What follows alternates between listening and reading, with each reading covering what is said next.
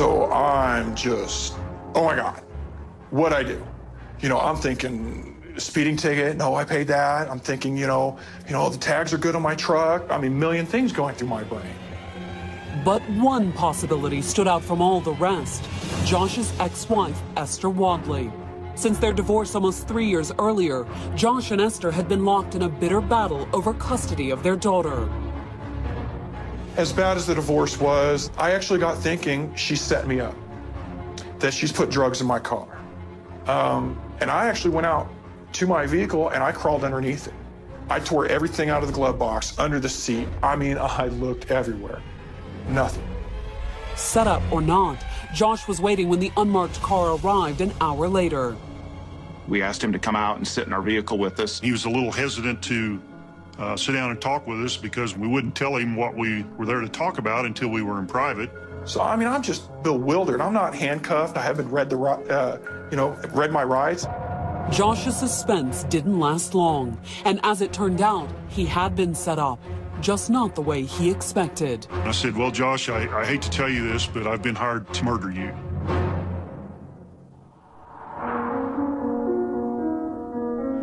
Esther Wadley and Josh Milliger first met in 1995 at a Southern California restaurant. Just a bunch of friends out one night. We're sitting at a local restaurant, and she had walked by, sat down, and we just started talking. A California native, Esther was attending the Western University of Health Sciences, a medical school in Pomona. Josh, originally from Missouri, was a warehouse clerk. She was always kind of the good girl, and I was always kind of the, living on the edge kind of guy. Edgy or not, Esther appreciated Josh's attention.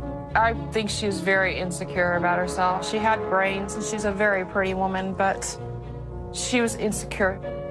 Josh appreciated Esther's potential. She was just finishing up her third year of medical school. She had a good, promising job coming up. Within weeks, the couple moved in together. He was attentive, helped her out with the laundry, the housework. It was kind of a mutual give and take relationship that most people would want. Esther graduated in 1996. That same year, she and Josh decided to move to his home state of Missouri for her residency. We decided that Southern California, the rat race, was just a little too much. We knew if we were going to make a big move that when she graduated medical school, then that was the time to do it. The couple bought a house out in the country. Josh took a factory job to help supplement Esther's income as a resident. Practice in medicine does not automatically make you rich. You have student loans to pay back that are extremely expensive. She was working a lot of hours. We tried to spend the weekends together, but it was a very hit-and-miss time with her work and my work. The couple did manage to hook up long enough to get married. And before the year was out, Esther was pregnant. It was a surprise to both of us, but at the same time, it was a joyous time. Esther gave birth to a baby girl in August of 1997, but their joy over their new daughter was soon overshadowed by disagreements about her care. The original plan was for me to continue working and then her stay home with the child. Not too long after my daughter was born, she'd start saying things like, I can't do this, I don't want to do this, I'd rather be at work. According to Josh, that's why he left his job while Esther went back to work. I stayed home with my daughter full time. She went right back into her residency program.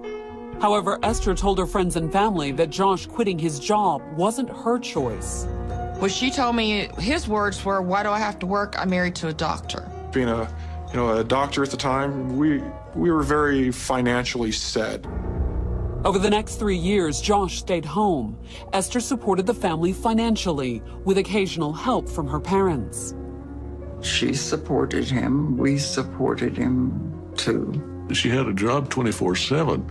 After she finished her day at the hospital, she would moonlight at other hospitals from 7 to midnight, picking up more money, all in ER wards. By 2001, just going into work had become a struggle for Esther. She would say things in the mornings like, I don't want to go to work. Why do I have to go to work? It's not fair that I have to go to work. It was a fight every morning for her to go to work and be there on time. But there was more going on than just the average work burnout. In 2002, Esther was diagnosed with bipolar disorder.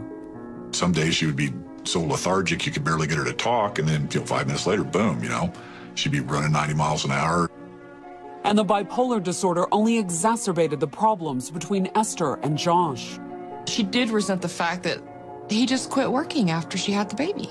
She wasn't happy with him, and that she felt like he was a loser. And when Esther's hospital job ended, her new job only compounded the problems in their marriage.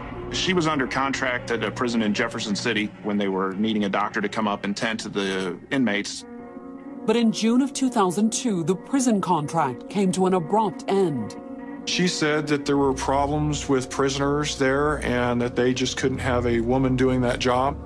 With their daughter and son-in-law both unemployed, Esther's parents quickly intervened. Her parents bought and opened a clinic for her in Republic, Missouri. We got right in behind it, and we would do anything to make it succeed. Esther seemed to excel in the new environment, too. She was a good doctor, and as far as her personality, the patients all seemed to like her. She was outgoing, and very talkative. Soon, Esther was one of the small community's most popular practitioners. She had a good clientele built up. It kept getting bigger and bigger, and there was a lot more people. And she seemed like she was doing really well. But her thriving practice only increased the friction between Esther and her stay-at-home husband. She kept on going that she wanted to leave him. There was no getting along there. Them two they knew how to push each other's buttons. The final break came at the end of 2002. On December 8th, the Barry County Sheriff's Department responded to a domestic disturbance call at Esther and Josh's house. When they arrived, deputies found the couple locked in a heated argument. They proceeded to basically separate us. They sat me down in the living room, they took her outside and interviewed us. According to what Esther told the officers, she'd gone out the evening before to a friend's Christmas party without telling Josh. Thought they're just out Christmas shopping. And Esther had stayed out all night. By 9:30, I'm panicked. I've called the cell phone 20, 30 times. Called a couple of her friends. Hey, have you seen her? I can't find my wife. 7 o'clock in the morning, Josh was calling my house saying, "Where's Esther?" It wasn't long after that Esther finally came home. According to what she told the deputies, that's when the fight had started. She told us that he accosted her, actually hit her, and said, "Get out." In his interview with the authorities that morning, Josh told a somewhat different story. He not only denied hitting Esther, he also added a new detail to Esther's story: why she had stayed out all night. She basically looked at me and very coldly, like it was nothing, said, "I spent the night at a hotel with a guy that I met at the party. I told him that was unacceptable and she needed to leave." Esther agreed. Sheriff's deputies escorted her off the premises and filed an incident report. The next day, Esther did some filing of her own. She went straight to attorney's office and filed for divorce. Both Esther's affair and the divorce caught Josh off guard, but she had more surprises in store for him. Esther cut him off financially and even cleaned out the house. It was empty. There was nothing. She took the light bulbs out of the permanent fixtures. She took the little toilet roll dispenser. She took the paper off the bottom of the shelves in the cabinets. She took everything. Esther found her own place and settled into a contentious custody dispute with Josh over their daughter. She was supposed to get her the first and third weekend of the month. But if the first fell on a Sunday, she didn't get her daughter. Because in his eyes, that wasn't the first weekend of the month. That's all she talked about. Complained constantly about her husband pushing her buttons, playing games in the divorce case. And the more games Josh played, the more Esther's frustration mounted. She was constantly wishing that man dead. It might have been in her prayers every night that he dropped dead. To add to her stress, in 2003, Esther had to close her clinic. I don't think she has business sense. It just blew my mind that the office was ran the way it was ran. The billing wasn't corrected, and half the time they wouldn't collect the monies that were due. But according to Esther, all of her problems stem from the same source, her soon-to-be ex-husband. She was convinced that, Josh was the bad guy, or at least, mostly to blame for her problems. Even Esther's friends suspected Josh might be behind some of her problems. Josh lost his sugar mama, so to speak. He had to get a job. Oh my. Be in the real world. He couldn't just do whatever he did while she worked. And Josh's response? According to Esther's parents, he told Esther that he'd eventually get even. He says, I can and I will bring you down. Coming up, how far will Esther go to get custody of her daughter? Esther was very paranoid about saying the word kill or murder. I couldn't have somebody's death on my conscience.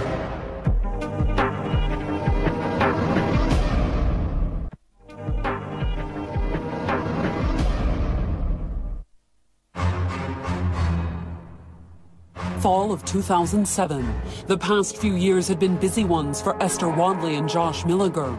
In 2004, their contentious divorce was finalized. Josh stopped being a stay-at-home dad and started a job with a local car dealership. Esther had closed her clinic and focused most of her energy on getting custody of her daughter from Josh. And though their marriage had ended, their bitter arguments hadn't, a point that became crystal clear on October 17th when Missouri State Police received a phone call from the FBI. My supervisor was contacted by a special agent from the FBI requesting we contact a gentleman by the name of Paul Bell.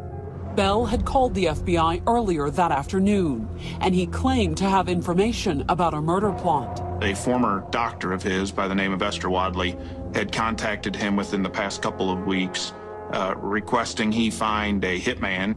That evening, Sergeant Mushy drove out to the Bells farm. James Mushy came to our house, and he asked me if I thought she was serious. I said, well, I'm going to be honest with you. I said, yeah, I'm pretty doggone sure she's serious. According to what Paul told the highway patrolman, it had all started 8 days earlier when he'd run into Dr. Wadley at the Christian Service Center. The Christian Service Center is one of those organizations that's nonprofit and helps low-income families with needs. The Bells were occasional clients. It was the end of the crop season, so times were a little tight for us. And when Paul walked in that afternoon, he noticed Esther Wadley, apparently volunteering at the center. Paul hadn't seen Esther since he had tried to make an appointment in 2003 and discovered her clinic had closed permanently.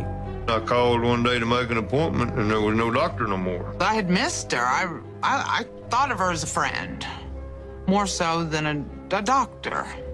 And Paul greeted Esther like an old friend when he ran into her at the Christian Service Center. I said, long time no see, what you up to? And she looked at me real funny, and she said, do I know you? I said, yeah, you was my doctor. When he came back, he looked at me, he said, you'll never guess who I ran into. And I asked him who it was, and he said, Dr. Wadley. And I was tickled. He told me, he says, well, don't be too happy. And I said, why? The reason why, according to what Paul told Sergeant Mushy, had to do with what Esther had asked him that afternoon. She said, I need you to do me a favor. Said, I need to get rid of my old man. According to Paul, Esther not only wanted her ex-husband gone, she wanted him dead. She said, I just need to get rid of him totally, till I need him killed. I told her I had some friends in Tennessee. That way nobody ever know nothing about it. According to Paul and Teresa, Esther had come to their house on October 11th to discuss things further. She sat down in their living room and laid out a plan how she wanted her ex-husband killed. And why did Esther want Josh killed? The way the Bells explained it, it had to do with a custody dispute. They had an ongoing custody battle. She said that with him gone, with him dead, she would get custody of her daughter. As the Bells explained to the police, Esther was willing to pay. Mr. Bell verified, in fact, that he had been paid $200 by Esther Wadley to either murder her ex-husband or to have someone do the job. And the Bells claimed Esther had ended the meeting by promising a bigger payoff. She said, well, said, when it all comes about and it's done and over, they'll be well compensated. According to the Bells, Esther's offer had left them in a quandary. Should they simply keep the $200 or call the cops? At first, we were going to just leave it alone. But it bothered me so bad. I couldn't have that. I couldn't have somebody's death on my conscience. Now the question before Sergeant Mushy and the Missouri authorities was, were the Bells telling the truth? He was a little skeptical because he told me that he may have to have me to take a lie detector test. I said, that's fine and dandy, buddy, because I said, I'll take 100 of them. I don't care. I said, the truth's the truth.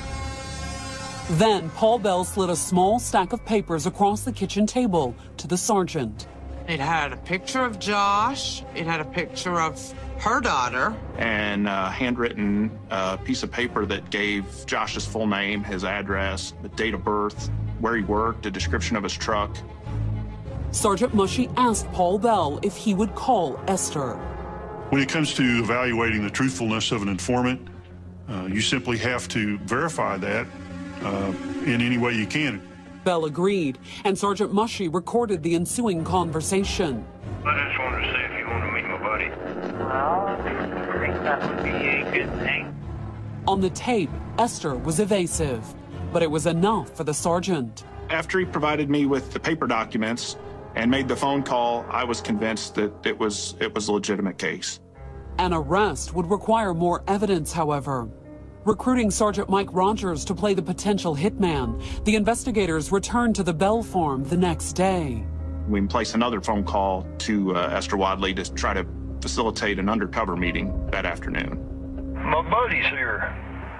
Yeah. And he's wanting to meet you and see if you're serious about this. You know what I mean, Vern? Yeah, kind of sounds like a setup. She was quite paranoid to meet me. She told Paul that she wasn't supposed to meet anyone. She'd already given him the money. She wasn't supposed to know anything about it until after the job was done. The whole thing was that I'm not supposed to know anything. Well, he wants to talk to you and then see if you want to go through with it and all, for sure. Because I know you people talk when they're upset. Esther eventually relented. Are you dead serious about it? And if so, we need to get together, get this down pat and over with. Yeah, where do you want to meet? That afternoon, the Bells drove to the parking lot of a local lumber yard with Sergeant Rogers.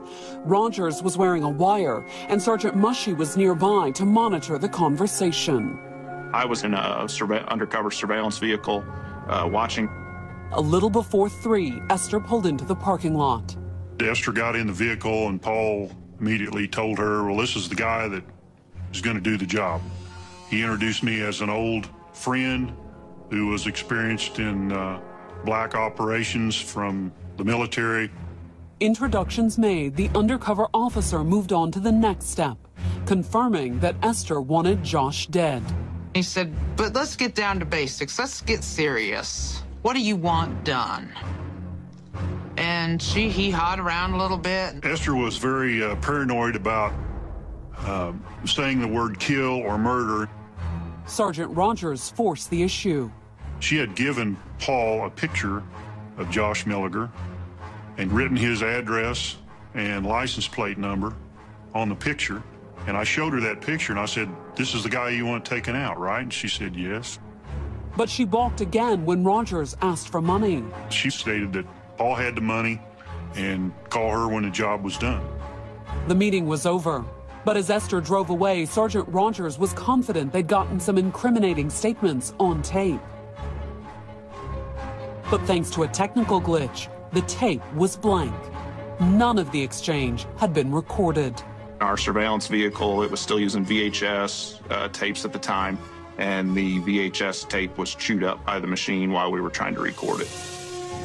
They didn't have it on tape, but the investigators were now convinced that Esther wanted her ex-husband dead. A background check revealed that Esther had good reason to fear that Josh would win their custody battle. A few years prior to this incident, she had been arrested by the Drug Enforcement Administration on a prescription fraud case. It turned out that Esther's clinic hadn't shut down as a result of poor management.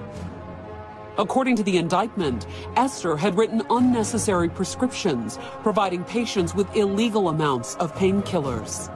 She wanted everybody to like her, so, if they came in and said, hey, I need Xanax, they got Xanax. Eventually, the large number of prescriptions raised a red flag with the DEA. In the resulting sting operation, Esther had illegally prescribed pain medications to undercover agents. Well, of course, all H broke loose at that point, and DEA raced in and shut things down. She eventually made a plea bargain agreement on 4 counts of illegally prescribing narcotics. Her major concern was how this was going to affect her ability to get custody of her daughter. Esther's plea deal had allowed her to dodge prison time.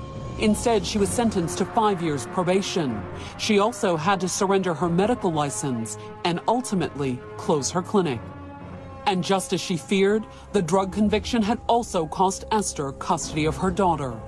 I got sole physical legal custody of my daughter. I got 90% of the time. She got visitation of every other weekend. Do you want your daughter living with a felon, or do you want your daughter living with, her father? And if I was guessing, I would say that played heavily on the judge's decision in that case. And if that loss wasn't enough, by the time Paul Bell bumped into Esther at the Aurora Christian Service Center in October of 2007, she'd fallen on hard times. After she lost her medical license, she went to working for Taco Bell and the Christian Center. She had nothing. She didn't have her marriage anymore. Her daughter wasn't there. And that really hurt her self-esteem. And she has real low self-esteem. Her recently diagnosed bipolar disorder didn't help matters either. With bipolar, you don't think before you act. And she jumped into situations where she didn't think. A devastating divorce, financial ruin, and mental illness. To the investigators, Esther Wadley was clearly a woman on the edge. At that point, we felt it necessary to inform Josh Milliger of his ex-wife's plans. On the evening of October 23rd, the investigators met with Josh at the car dealership where he worked. We asked him to come out and sit in our vehicle with us. I don't know why. They won't tell me. I'm just basically told to get in the car with these 2 great big officers. Coming up, the officers deliver what they figured would be shocking news. I laid out that we'd been in negotiations with his ex-wife for us to kill him. But Josh has shocking news of his own. I said, this isn't the first time.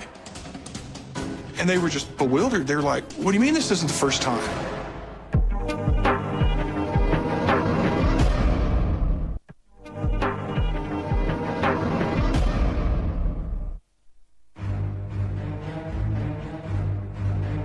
October 23rd, 2007. Esther Wadley's ex-husband Josh Milliger sat in a parked car outside the Ford dealership where he worked. An investigator from the Missouri Highway Patrol had just informed Josh about an undercover operation conducted days earlier. I laid out basically the information we had that we had been in negotiations with his ex-wife for us to kill him. The response that came out of my mouth was, again. The officers were taken aback. They said, what do you mean again? I said, this isn't the first time. And they were just bewildered. They're like, what do you mean this isn't the first time? I said, well, you hadn't talked to the DEA? Rogers and Mushy told Josh they knew all about Esther's police record. But did they know the whole story? She blamed me for ruining her life. She blamed it squarely on me. But the way Josh explained it to the officers, Esther's downfall was entirely her fault. While the officers took notes, Josh spent the next hour and a half cataloging his ex-wife's alleged transgressions, starting with the sudden termination of her job with the Missouri prison system. Josh was told she quit, that they advised her to quit because of all the men there. Josh told the officers he'd only learned the truth after Esther filed for divorce. She hadn't quit. Esther had been fired. She was having an inappropriate relationship with an inmate that the prison officials found out about. According to Josh, he suspected the affair had been Esther's first attempt to have him killed. She had found a gentleman who had a very violent background, who was getting ready to be released on parole. And she basically wanted him to murder me. That particular murder plot fizzled once Esther lost her job, Josh claimed. But did she stop trying? Not according to Josh. It was about 2003. Divorce was in full swing, and I was driving home from work, and I just hear this banging sound. Two quick bang, bang, metallic on metallic, pinging sound. And I thought, what in the world was that? Josh claimed it was only when he'd pulled into the driveway and exited the truck that he realized what had just happened. I realized there's 2 bullet holes in the door of my truck. Josh told the detectives that he had called the local sheriff's office, but they didn't make a report. Was Josh telling the truth? Was the plot involving Paul Bell merely the latest in a long string of attempts on her ex-husband's life? The police couldn't be sure, but they couldn't take any chances either. We believed that she was serious. If she wasn't going to use our undercover officer as the hitman, we were afraid that she might find someone else to do it. However, as the investigators explained to Josh that night, there was one small catch. They don't feel that they have enough information at this time to arrest her. And their advice to Josh? Sit tight. We discussed being extra cautious, looking over his shoulder. They told me basically do nothing. Be aware of my surroundings, and told me not to do anything different. Josh promptly ignored the warning. Less than 24 hours after meeting with investigators, he sent his daughter to stay with relatives out of state. Even though they told me anything that I did could potentially jeopardize their case, it was unacceptable. Within 10 minutes of them leaving, I was making arrangements for her to leave.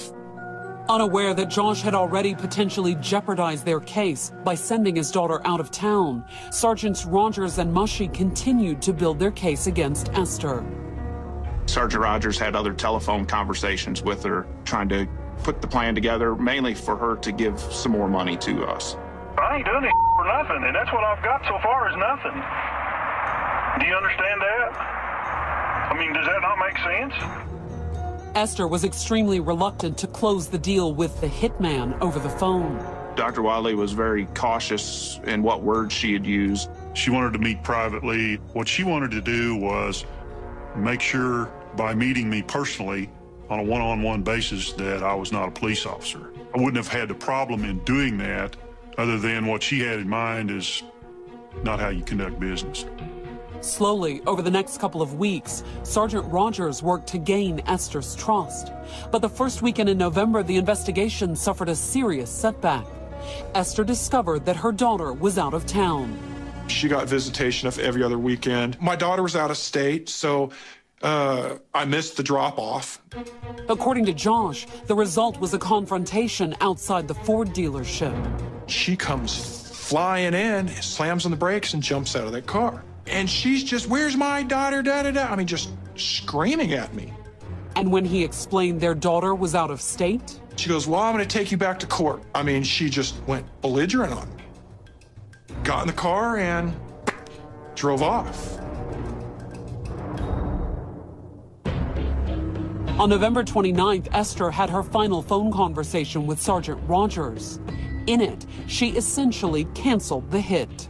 She says, you say you won't do anything if I don't give you money, and I'm telling you you're not getting money, so go on down the road. Why had Esther told the hitman to hit the road? Josh had inadvertently given Esther grounds to challenge the custody ruling by taking their daughter out of state and defying their final custody agreement.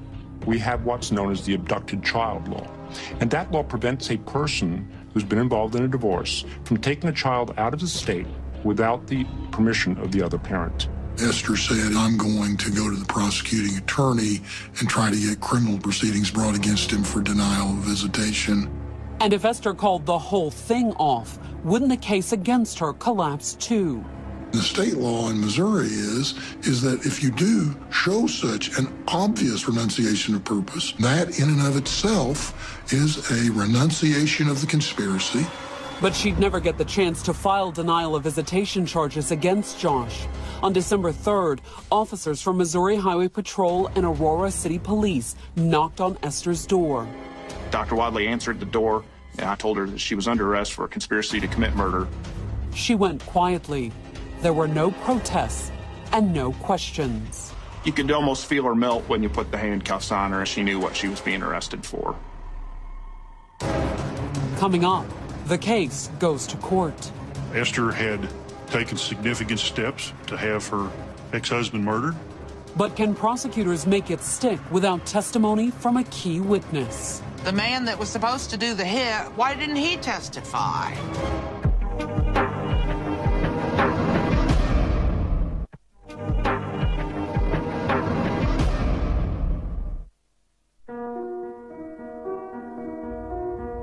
On the morning of December 3rd, 2008, Esther Wadley's trial began at the Lawrence County, Missouri courthouse. Charged with conspiring to murder ex-husband Josh Milliger, Esther had spent the year since her arrest in custody. She was held without bond due to the fact she was out on federal probation. The probation stemmed from the 2004 case that had ended with Esther pleading guilty to prescription fraud. But this time, facing up to 15 years in prison for the conspiracy charge, Esther chose to take her chances in court. She was confident from the start that she will be exonerated of these charges. Why was Esther so confident? For starters, the judge had ruled any discussion of Esther's prior drug conviction off limits. That had no relevance whatsoever to this case, was inadmissible in the case that we were trying. So when Esther Wadley walked into the courtroom that morning, jurors didn't see a convict who'd gone from running her own clinic to working at Taco Bell. They saw an attractive, successful woman. You have a very bright, driven young woman who made her way through med school. In his open, the prosecutor told jurors not to judge Esther on her appearance, however. Instead, he claimed the evidence would reveal she was a bitter woman. According to the prosecutors, Esther not only blamed Josh for the devastating divorce that derailed her life and cost her custody of their daughter, she was determined to make him pay. Esther had taken significant steps to have her ex-husband murdered. She had met with me and openly identified her ex-husband as the man to be killed. In its open, the defense declared that Esther was merely the victim of miscommunication and an overzealous investigation. Officer Rogers was very solicitous, very leading, very suggestive in what it was that he thought that she wanted him to do. She never was totally acknowledging she wanted him to do anything. The prosecution's first witness was Josh, who walked the jury through the nasty divorce and the resulting custody battle. Then the prosecutor put his star witness on the stand, Paul Bell.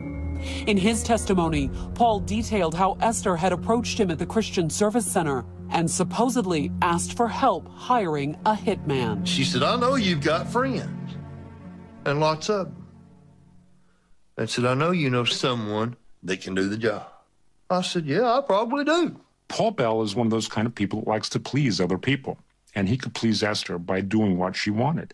On cross, Esther's attorney questioned whether Paul had read more into Esther's comments than she intended. The defense attorney tried to show Paul Bell as a simple man who really didn't understand what was going on. There never was any intent to conspire to violate the law. There was both a misunderstanding and miscommunication by Mr. Bell. Of course, it wasn't entirely a case of Esther's word against Paul's. Sergeant James Mushy also took the stand for the prosecution. I testified on our meetings that, evidence given to us by Paul Bell, the pictures, the documents, the money. Sergeant Mushy's testimony also walked the jurors through the parking lot meeting where Sergeant Rogers posed as the potential hitman. Sergeant Rogers held up the photograph of Josh Milliger and asked if that was for sure the right guy that she wanted killed, and she indicated that was the right guy. That's what Sergeant Mushy testified, at least. But due to an embarrassing technical glitch, the conversation hadn't been caught on tape. Obviously, we would have liked to have had a nice color video and audio of her meeting with Sergeant Rogers. The prosecutors did have Sergeant Rogers, however. Mike Rogers, in my opinion, was the focal point of this entire case because Sergeant Mushy was really not a first-person, hands-on conversant in any conversation with Esther Wadley. But on December 4th, the prosecution rested without calling Sergeant Rogers to the stand. The man that was supposed to do the hit, why didn't he testify? According to the defense, the answer was obvious. If Rogers had taken the stand, Esther's attorney could have cross-examined him about the November 29th phone call to Esther. Mike Rogers said, "I'm not going to do anything unless you give me money." She said, "I'm not giving you money, so you need to just go on down the road because that's the end of this." Under Missouri law, the renunciation of purpose was enough to clear her of conspiracy charges. So according to her attorney, that final phone call with Mike Rogers meant Esther was innocent. Even if you don't believe anything about the miscommunication, you've got to believe that there was an obvious, unequivocal renunciation of purpose. In fact, the defense was so confident that prosecutors had failed to present a convincing case, they also rested without putting Esther on the stand. They cross-examined everybody, which was maybe 5 or 6 people. They gave a closing statement, and that was it. According to Esther's attorney, there was no need for her testimony anymore. No one ever said anything about killing her husband on any of the tapes. All evidence in the case suggested that Mike Rogers was told, "You're not getting any money from me. I don't know what Paul Bell had you do. I don't know what you're going to do." And when the case went to the jury on the afternoon of December 4th, Esther appeared every bit as confident as she had the day before. She believed that she had never crossed any line, legal line, that would bring this down on her.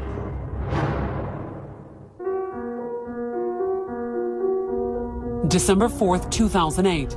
It was a year and a day since Esther Wadley had been arrested and charged with conspiring to murder ex-husband Josh Milliger. And she'd already spent every one of those 366 days in jail. Being on federal probation or parole, the marshals kept her in custody until the trial. And now it was up to a jury to determine if Esther remained in custody. One thing was certain, at least. She wouldn't have to wait long for an answer. The jury came back after just a short deliberation. I was so nervous when that jury walked back in there. I mean, I was shaking. But when the foreman rose to read the verdict, it was Esther's turn to be shaken. The judge asked him what their verdict was. And, Your Honor, we find the defendant, Esther Wadley, guilty. It was like somebody knocked the wind out of her sails. The verdict also shocked her parents, who were convinced that their daughter was not guilty. We were devastated. We all sat there or held each other for 10 or 15 minutes. Could not believe it. Even more devastating, the judge gave Esther the maximum sentence, 15 years. The judge found it ironic and inconsistent with the very makeup of someone who was a doctor to consider something like this. He said, "You took an oath to heal, not harm." And you could just kind of see a little anger in his face. From the drug charges and divorce to the custody battle and the conspiracy murder conviction, Esther's downfall has been complete. It's unfortunate that a woman with her intelligence and her obvious resources threw that all away. And the man she was convicted of conspiring to murder, he was relieved. 6 years of stress and drama and aggravation. I just want her out of my life. Ironically, Josh Milliger managed to achieve what Esther couldn't, get rid of a troublesome ex. The love that people have for their children can overcome anything. And it can manifest itself in a good way or a bad way. People can do unbelievably great things because of their family, or they can be unbelievably evil because of their family. And Esther chose the wrong way.